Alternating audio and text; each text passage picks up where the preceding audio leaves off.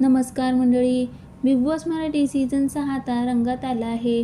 खेळ महत्त्वाच्या टप्प्यावर आल्यानंतर काही सदस्यांची एक्झिट होत आहे, तर काहींची एंट्री होत आहे. प्रत्येकजण घरात टिकून राहण्यासाठी प्रयत्न करत आहे. गेल्या आठवड्यात रुचिता जामदार ही जी घरातून एक्झिट झाली.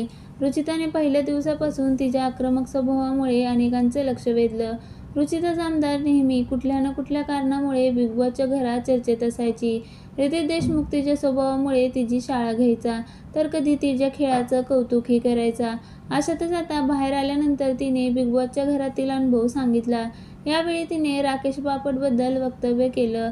रुचिता नेमकं काय म्हणाली याबद्दल जाणून घेऊया. रुचिताला अनेकदा तिच्या आक्रमक स्वभावामुळे बोललं गेलं.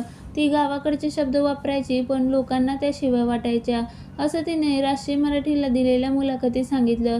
ती म्हणाली, मी जे शब्द वापरायची ती भाज्यांची नावं होती, शिव्या नव्हत्या. लोकांना त्या शिव्या कशा वाटल्या माहीत नाही, किंबहुना त्या तशा पद्धतीने बिंबवल्या गेल्या.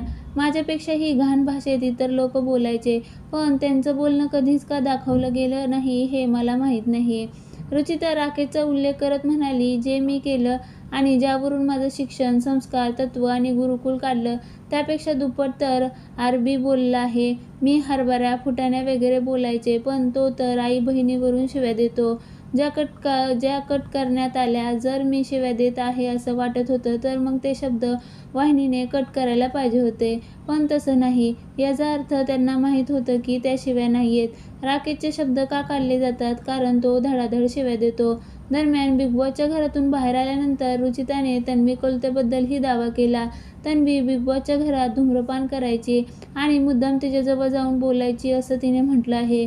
म्हणून घरामध्ये तन्वीला खरकटी म्हणली, असं तिने या मुलाखतीत सांगितलं.